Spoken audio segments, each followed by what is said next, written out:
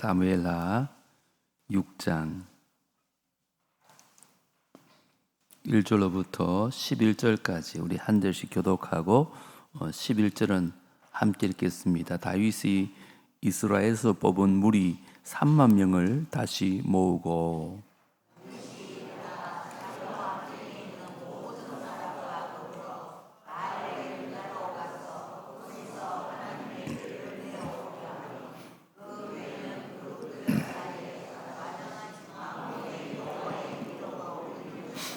그들이 하나님의 궤를 새 수레에 싣고 산에 있는 아비나답의 집에서 나오는데 아비나답의 아들 우사와 아효가 그 새 수레를 모으니라.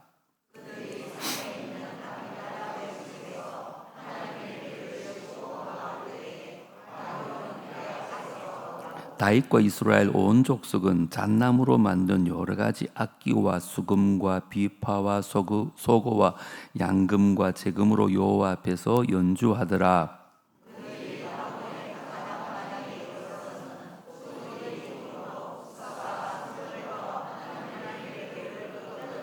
여호와 하나님이 우사가 잘못함으로 말미암아 진노하사 그를 그곳에서 치시니 그가 거기 하나님의 궤 곁에서 죽으니라.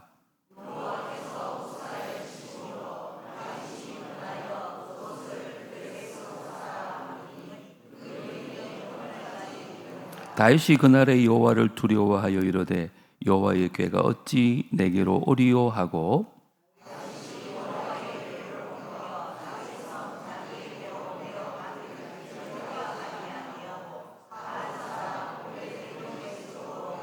다 같이요.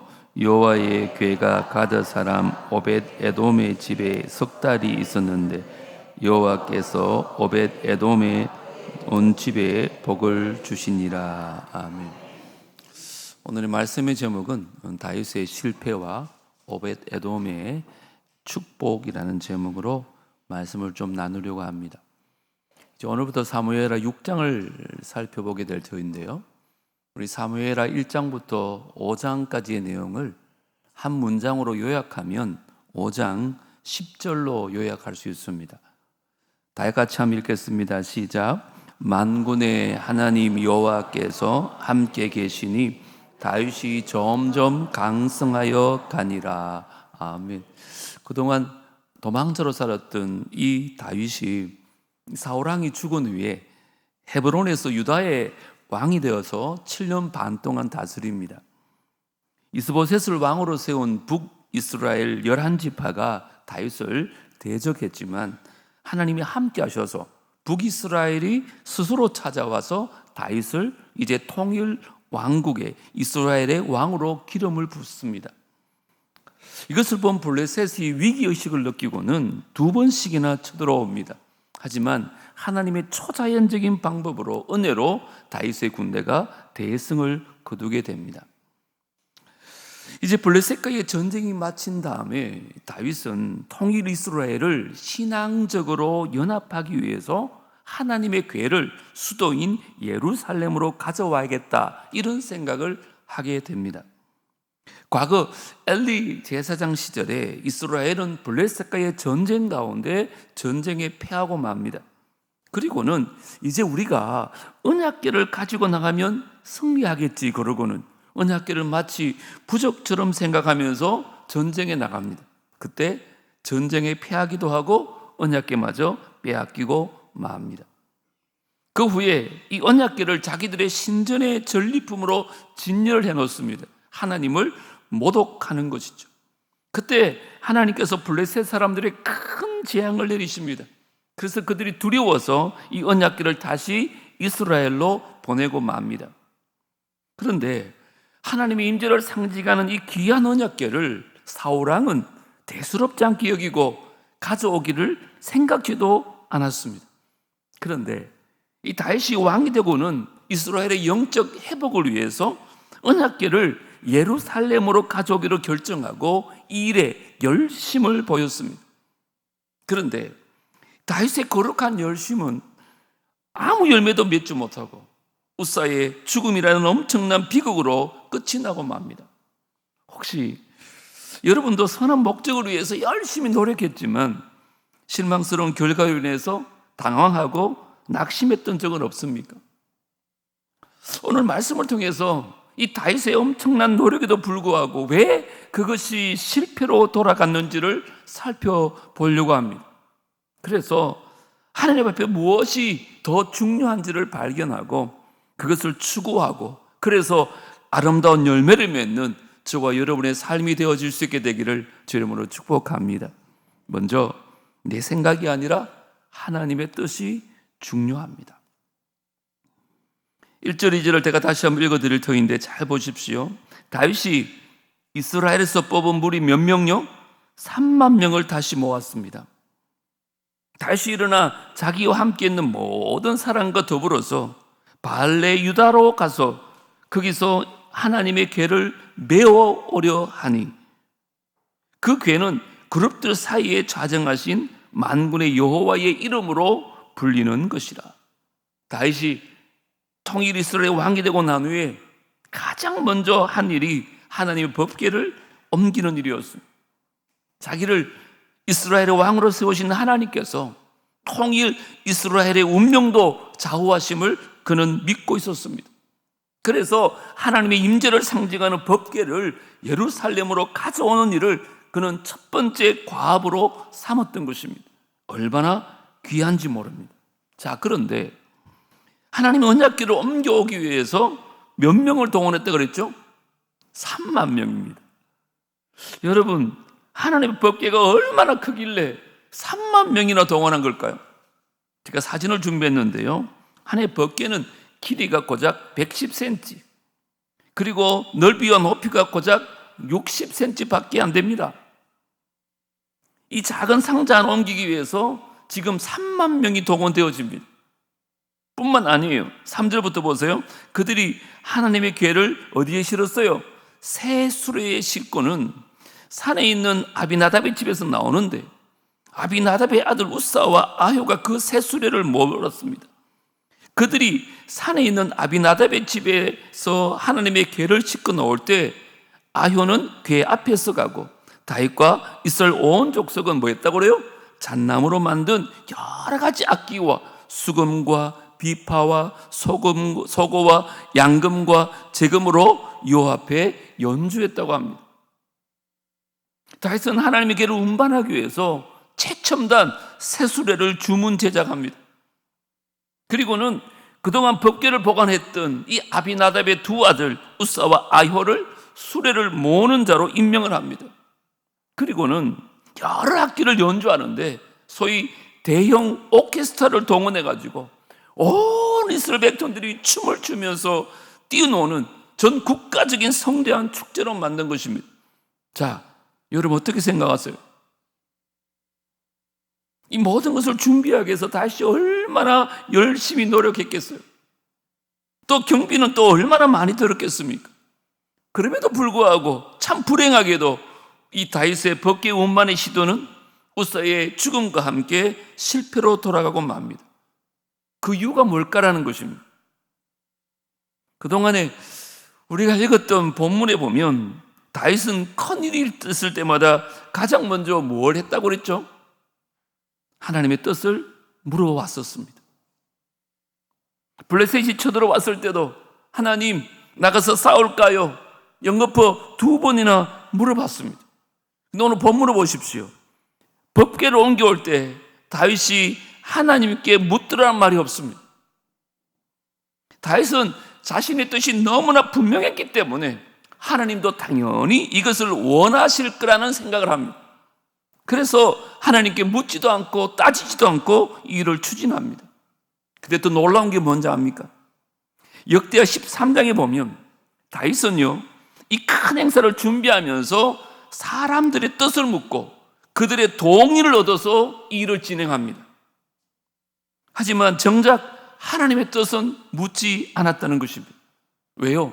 자기도 원하고 백성들도 원하니까 하나님도 원하시겠지 생각하고는 이 일을 진행했던 것이죠.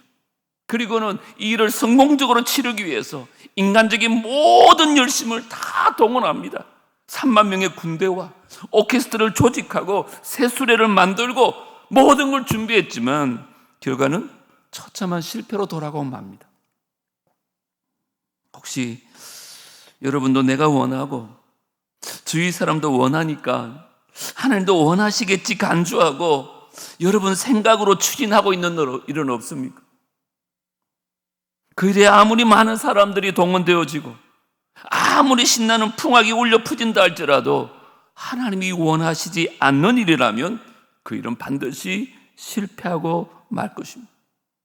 우리 눈에 아무리 좋아 보이는 일이라도 그것이 하나님의 뜻이 아니라면 먼저 말씀과 기도를 통해서 하나님께 그 뜻을 물어봐야 하는 것입니다. 왜 그럴까요? 나의 생각보다 하나님의 뜻이 더 중요하기 때문에 그렇습니다. 이 말씀 앞에 저와 여러분을 한번 돌아보십시오.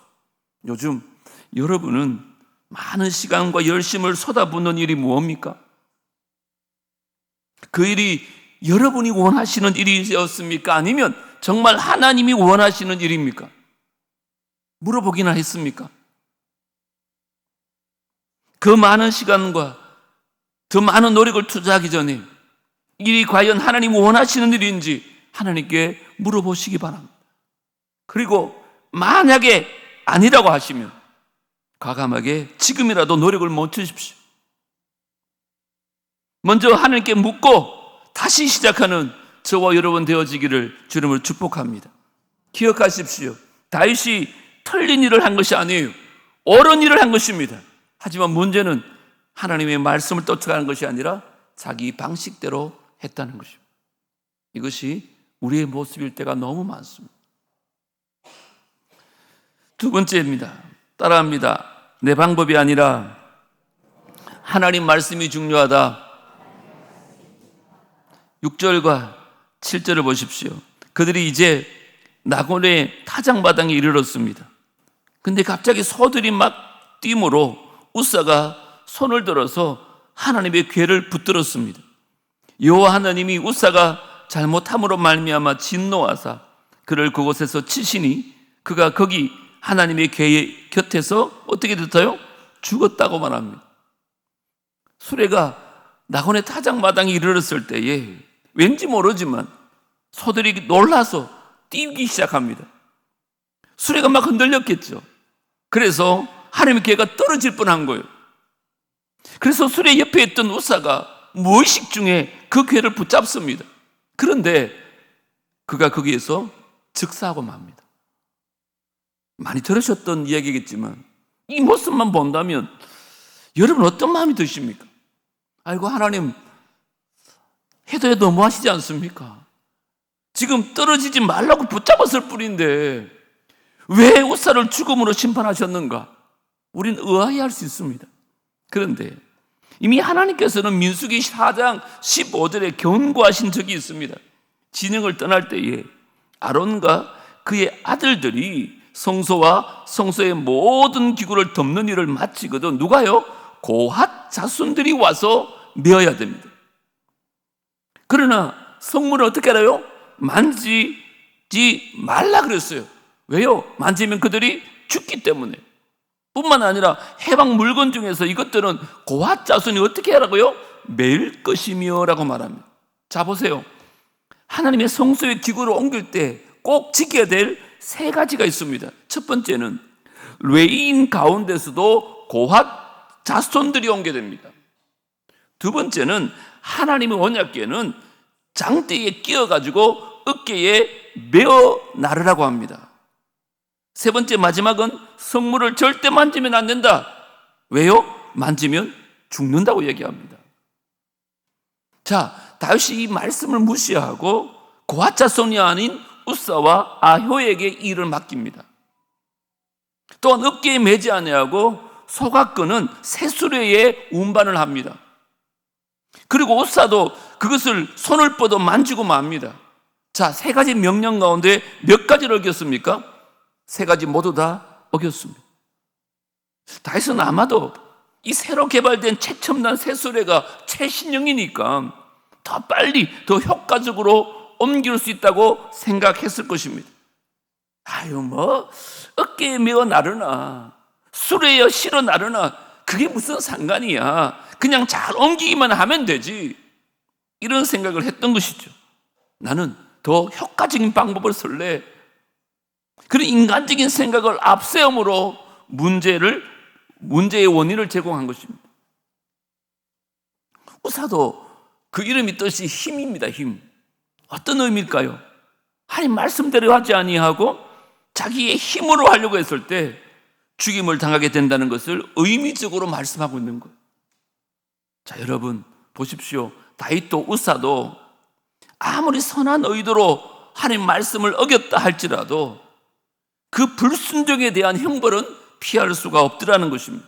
왜요? 말씀이 곧 법이기 때문에 그렇습니다. 하나님의 일은 하나님의 방법대로 해야 되는 것입니다. 내가 이렇게 하면 더 빨리, 더 효과적으로 할 수 있을 것 같아. 그게 중요한 게 아닙니다, 여러분. 특별히 하나님의 일은 그렇습니다. 하나님의 일은 하나님 말씀대로, 하나님 방법대로 해야 될 줄 믿습니다. 그리고 법궤를 소다굴지로 옮기는 것은 사실 율법을 모르던 블레셋 사람들이 이미 했던 일입니다. 근데 신기하게도 그때는 아무 일이 일어나지 않습니다. 그런데 하나님의 백성은 하나님의 말씀을 따라 행해야지, 이방인들인 세상적인 방법을 쫓아가면 그것은 죄가 된다는 것입니다. 혹시 여러분 가운데 하나님 말씀보다 세상적인 방법으로 열심을 쏟고 있는 분들 계십니까?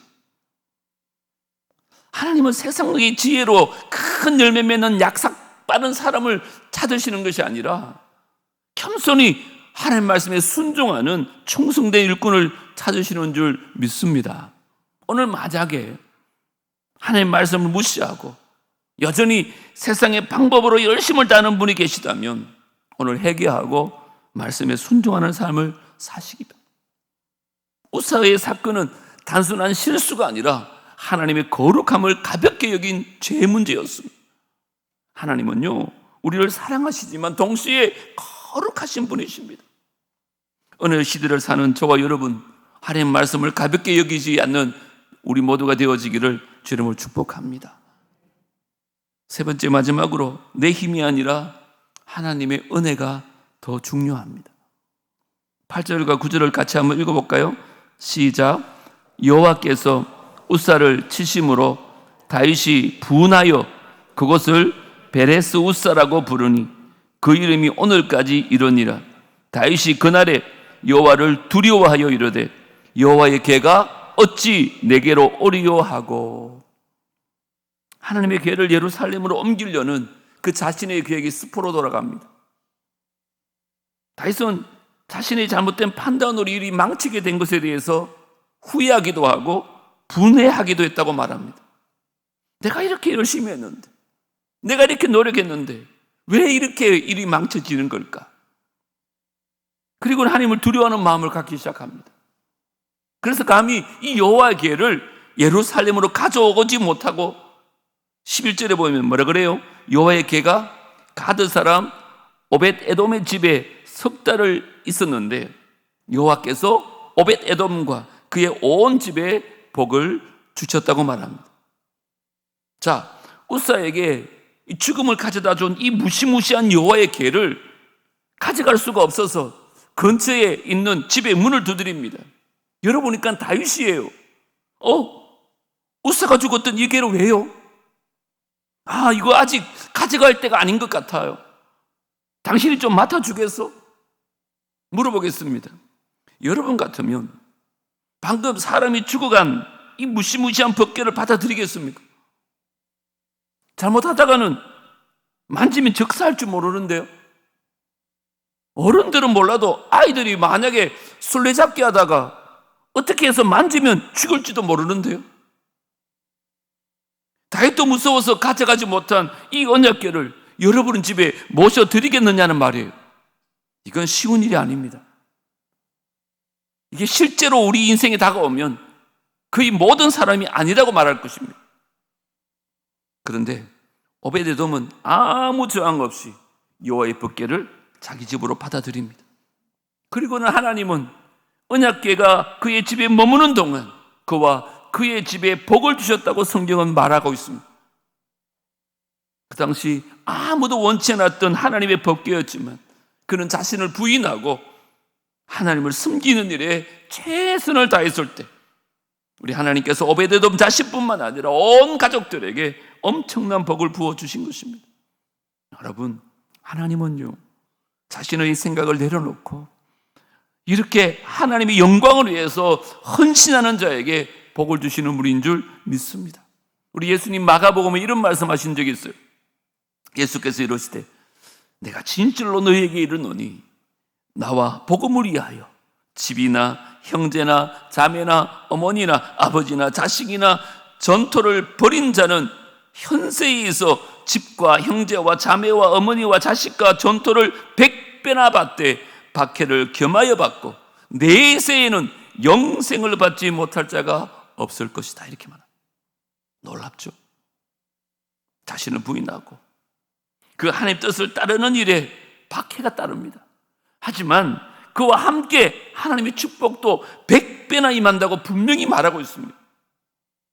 그런데 그와 동시에 우리가 깨달아야 될 게 하나 있습니다. 하나님은 오늘 어쩌면 저와 여러분에게 이 하나님의 언약궤를 맡기기를 원하신다는 것입니다. 남들이 보기에 너무 위험하고 너무 위협적이고 어쩌면 나의 모든 것을 앗아갈 것 같은 이 무시무시한 하나님의 언약궤를 네가 받아들이겠느냐? 지금 하나님은 저와 여러분에게 묻고 계신 것입니다. 다 쫓아버리고 도망간 이 하나님의 언약궤, 여러분 받아들이겠습니까? 생각해보면 우사뿐만 아니라 하나님의 언약궤는 모든 사람들이 그 앞에서 죽을 수밖에 없는 무서운 존재였습니다. 성전 안에, 그것도 지성소 안에 하나님의 언약궤가 놓여 있었습니다. 거기는 아무나 들어가지 못합니다. 1년에 딱 한 번 대속제일에 대제사장만 들어가서 그곳에서 제사를 드립니다. 그런데 이 대제사장조차도 회개하지 않은 죄가 있으면 들어갔다가 즉사하고 맙니다. 그냥 밖에서 끌어내야 될 정도로 너무나 무시무시한 하나님의 임재와 심판을 상징한 언약궤였습니다. 자, 그런데 우리 예수님께서 그 십자가에서 저와 여러분의 죄를 짊어지시고 죽으심으로 말미암아 우리의 모든 죄가 사함받고 예수님의 몸이 찢어지는 순간 성전을 가로막고 있던 휘장이 위에서부터 아래로 찢어졌습니다. 무슨 말일까요? 우리가 할 수 없는 것을 하나님께서 스스로 자신의 몸을 찢으시고 피를 쏟으심으로 말미암아 우리가 이제 하나님 앞에 담대하게 나갈 수 있는 길을 여신 줄 믿습니다. 오늘 임마누엘 찬양대 주간으로 예배 드리는데 우리가 주님을 찬양하는 이유가 뭘까요? 성경이 이렇게 말합니다. 그 기쁘신 뜻대로 우리를 예정하사 예수 그리스도로 말미암아 자기의 아들들이 되게 하셨으니, 이유가 뭐예요? 이는 그가 사랑하시는 자 안에서 우리에게 어떻게 주셨대요? 거저 주시는 바. 은혜는 공짜로 주어지는 거예요. 그의 은혜의 영광을 마귀하기 위해서 찬송하게 하려는 것이다. 저와 여러분의 예배와 찬양이 하나님의 은혜를 노래할 수 있게 되기를 축복합니다.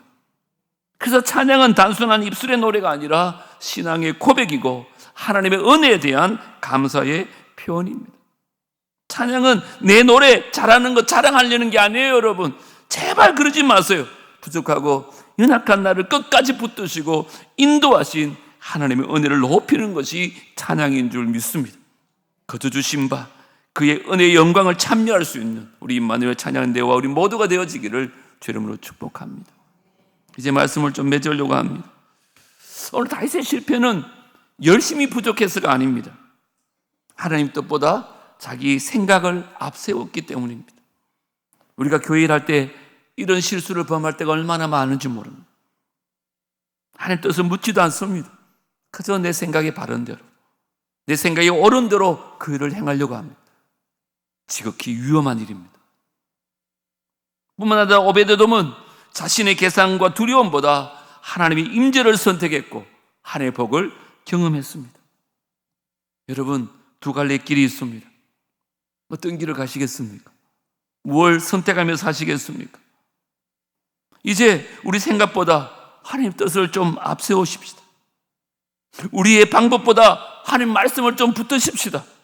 그리고 우리의 힘보다 하나님의 은혜를 좀 의지하십시다.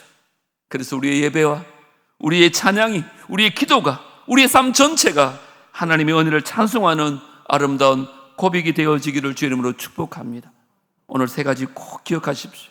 내 생각이 아니라 하나님의 뜻을 따라 살고, 내 방법이 아니라 하나님의 말씀에 순종하며 살고, 내 힘이 아니라 하나님의 은혜를 의지함으로 말미암아 그 오벳에돔의 집에 임했던 복이 우리 가정과 교회 가운데 충분히 임할 수 있는 저와 여러분 다 되어질 수 있게 되기를 주의 이름으로 축복합니다. 이 시간 찬양하십시다. 오직 주의 은혜로. 지금 여기 써있네. 한없는 경배, 한없는 찬양, 내 영혼 예배드리니. 나를 위해 이 땅에 오신 주의 그 은혜, 십자가 고통 이기신 주님, 그 은혜 어찌 잊으리. 그 은혜 날 채우시네. 주 은혜 보게 하시네. 살아가는 동안 은혜로만 살리. 그 십자가 은혜로.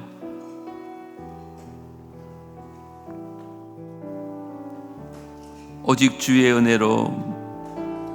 오직 주의 은혜로. 지금 여기 서 있네. 한없는 경배, 한없는 경배, 한없는 찬양, 내 영혼 예배 드리네. 나를 위해 이 땅에, 나를 위해 이 땅에 오신 주의 그 은혜, 오신 주의 그 은혜. 십자가 고통, 십자가 고통 이기신 주님, 그 은혜 어찌 잊으리. 주네 날 태우시네. 주네 보게 하시네. 살아가는 동안 은혜로만 살리. 십자가 은혜. 다시 한번 찬양합시다. 오직 주의 은혜로. 지금 여기 서 있네. 한없는 경배, 한없는 경배, 한없는 찬양, 내 영혼 예배 드리네. 나를 위해 이 땅에 오신 주의 은혜. 십자가 고통 이기신 주님, 그 은혜 어찌 주리. 주네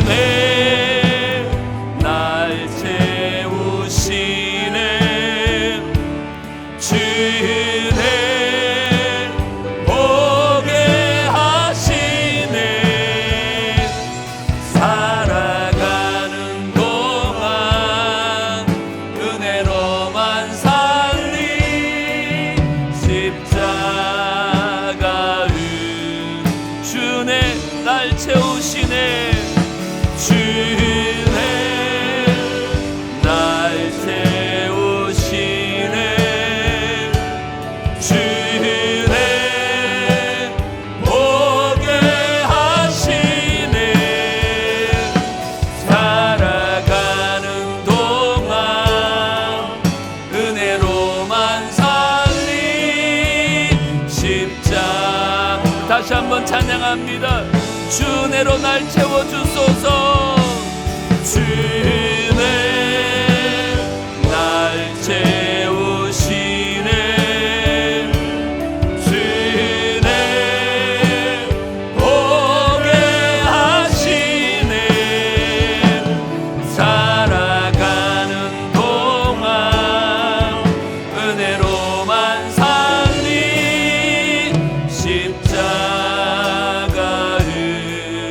살아가는 동안 은혜로만 살 것입니다. 살아가는 동안 은혜로만 살리 십자가 은혜로 십자가 은혜로 십자가 은혜로 십자가 은혜로 십자가